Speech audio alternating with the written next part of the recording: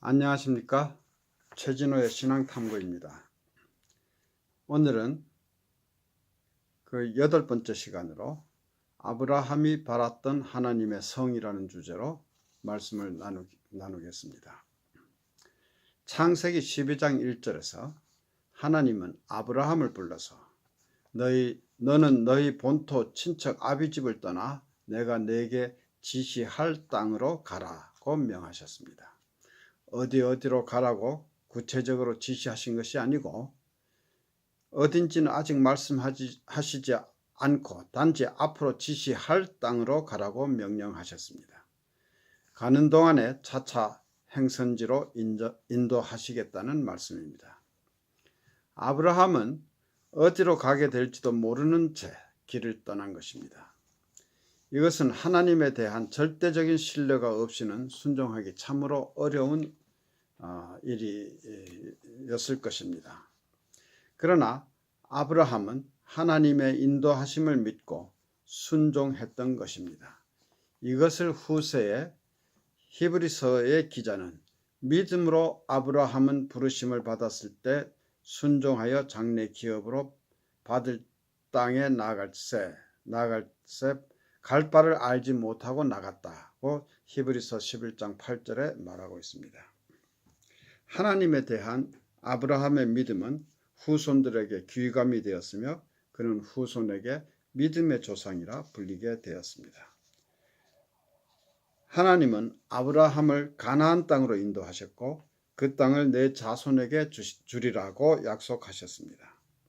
그런데도 아브라함은 하나님께서 약속하신 땅에 살 때 마치 외방에 있는 것 같이, 즉 외국에 있는 것 같이 우거하였다고 합니다. 우거한다는 것은 무엇을 의미하는가?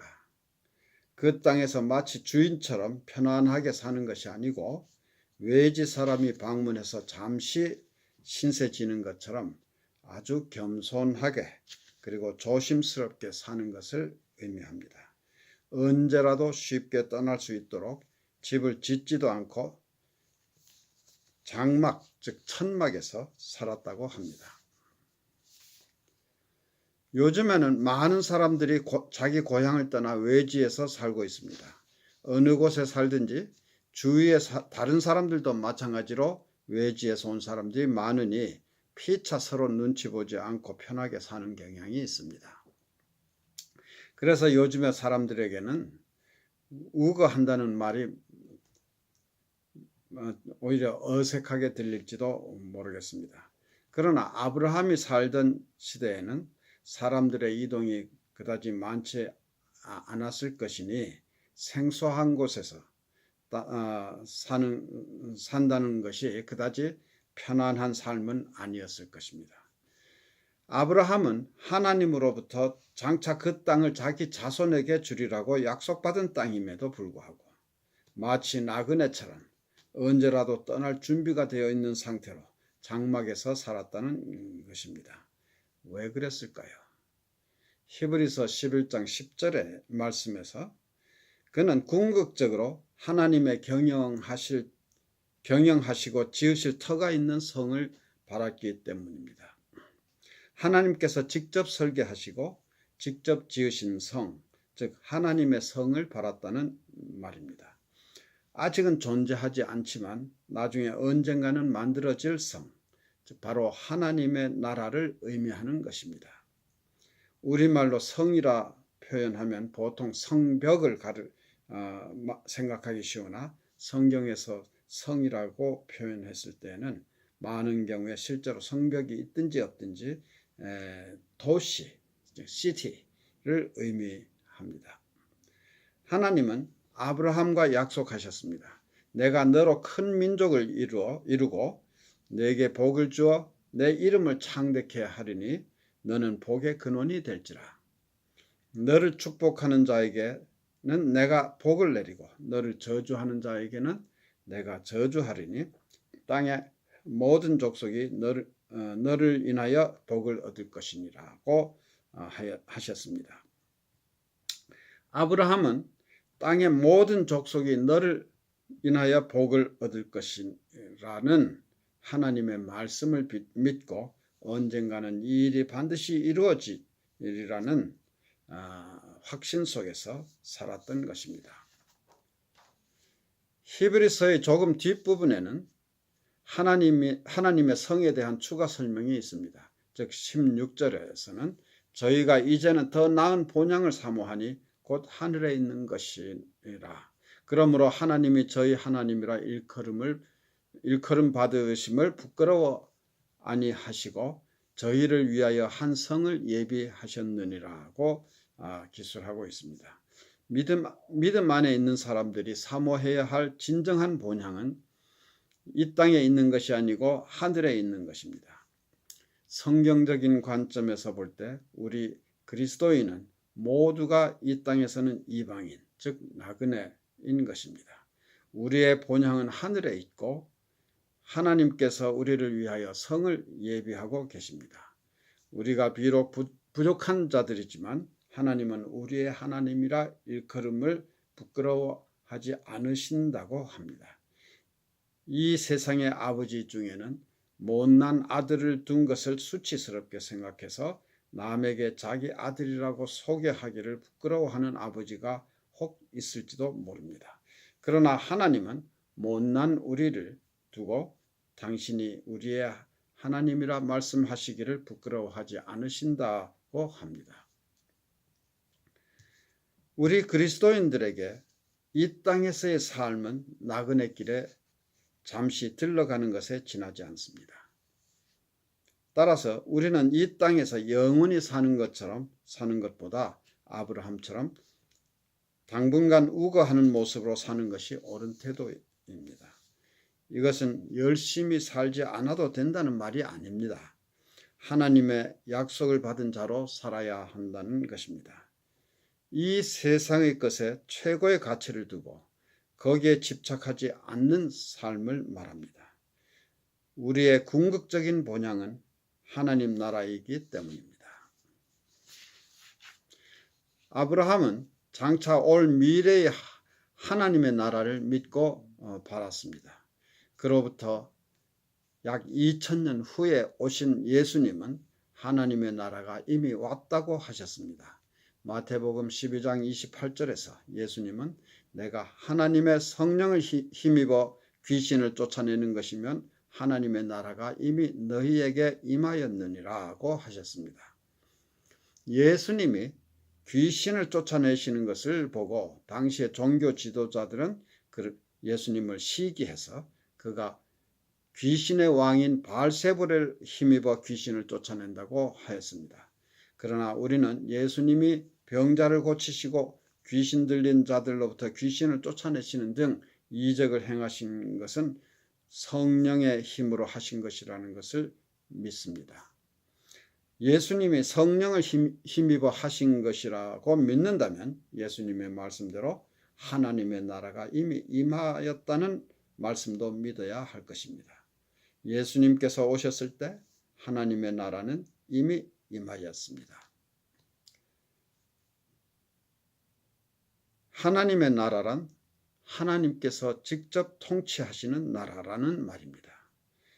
예수님은 하나님이시지만 약 2000년 전 예수님이 처음 오셨을 때에는 온 세상을 직접 통치하러 오신 것이 아니므로 온 세상이 다 하나님의 나라가 된 것은 아닙니다. 그러나 예수님을 믿고 따르는 사람들에게는 하나님이신 예수님의 통치권 안에 있다고 볼 수 있으므로 이미 하나님의 나라가 임한 것입니다. 그럼에도 불구하고 성경의 여러 곳에서는 천국이 장차 도래할 것이라고 예언하고 있습니다. 요한계시록 21장 1절에서 또 내가 새 하늘과 새 땅을 보니 처음 하늘과 처음 땅이 없어졌고 바다도 다시 있지 않더라고 합니다. 그때에는 지금의 이 하늘과 땅, 지금 현재의 이 세상은 없어지고 새 하늘과 새 땅이 온다는 것입니다. 이 예언은 미래형입니다.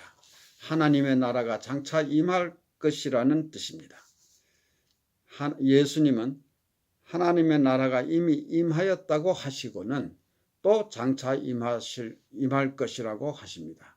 얼른 보기에 모순인 것처럼 들립니다.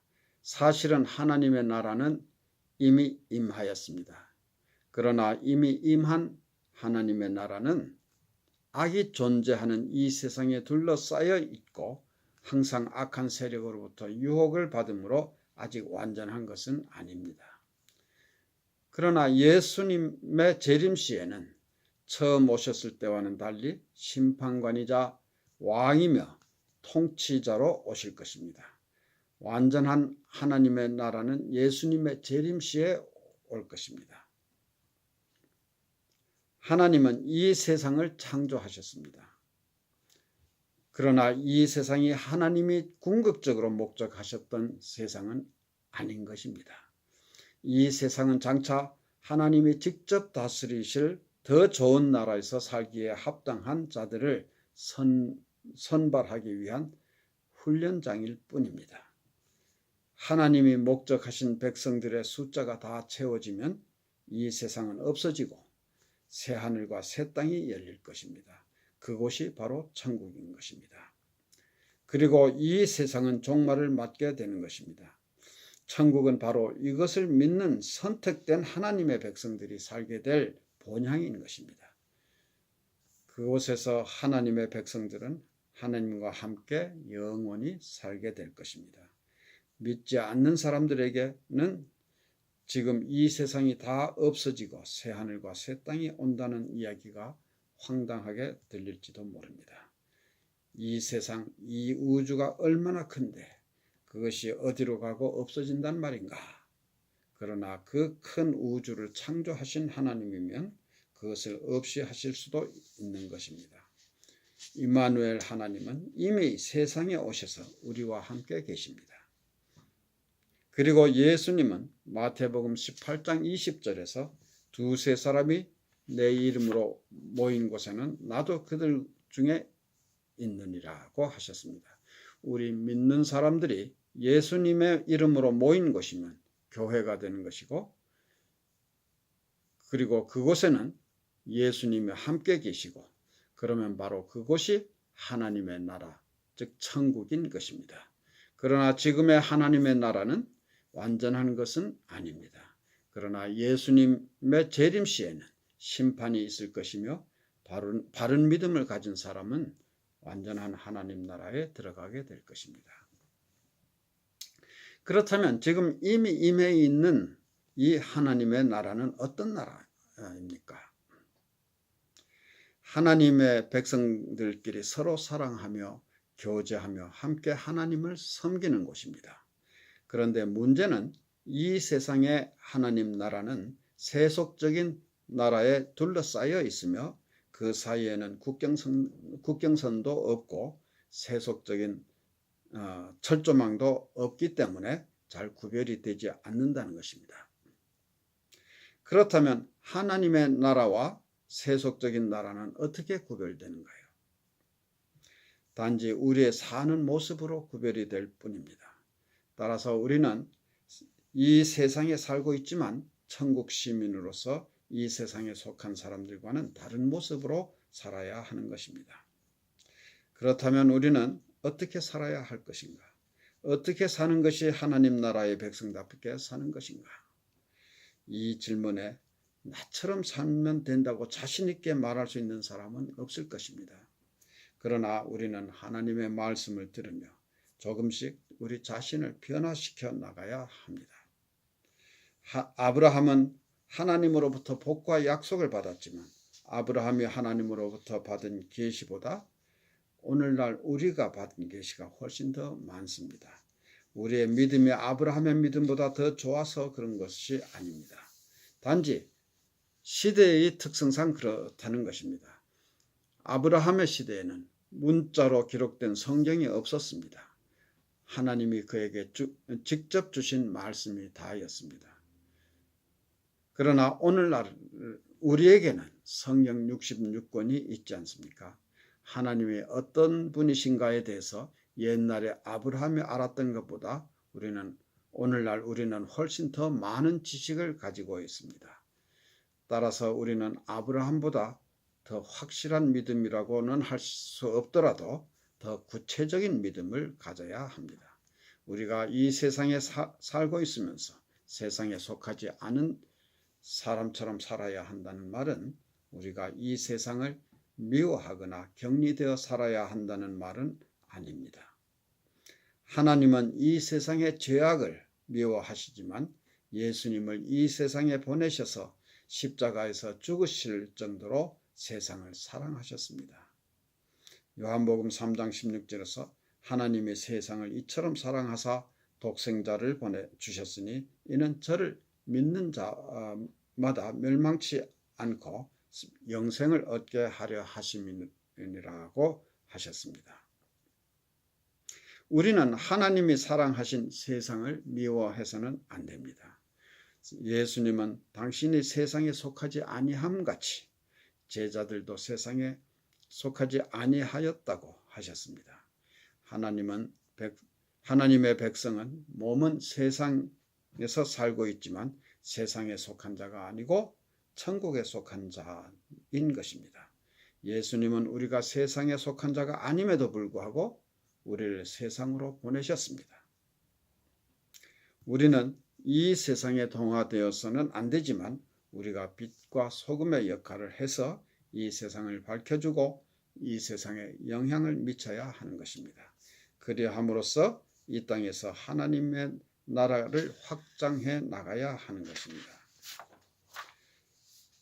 하나님을 믿는 성도는 교회 생활을 통해서 봉사하고 서로 교제하지만 교회 안에서의 생활에만 머물러서도 안 됩니다. 우리는 교회 밖의 세상에 나가서 다른 사람들과 교제하며 그들에게 예수님의 말씀을 전해야 하는 것입니다. 우리는 이 땅에서 이방인들입니다. 우리가 바라는 본향은 하나님의 성입니다. 하나님의 백성들은 그들의 인종이나 언어, 문화, 사회적 신분에 관계없이 모두가 한 몸의 지체이며 형제 자매들인 것입니다. 우리는 천국 시민답게 행동하고 말하며 생각해야 합니다. 누가 우리의 형제입니까? 같은 하나님의 자녀들이 우리의 형제요 자매입니다. 그렇다면 비기독교인들은 우리에게 누구입니까? 그들은 우리의 잠재적인 형제 자매들입니다. 즉 전도의 대상인 것입니다. 감사합니다.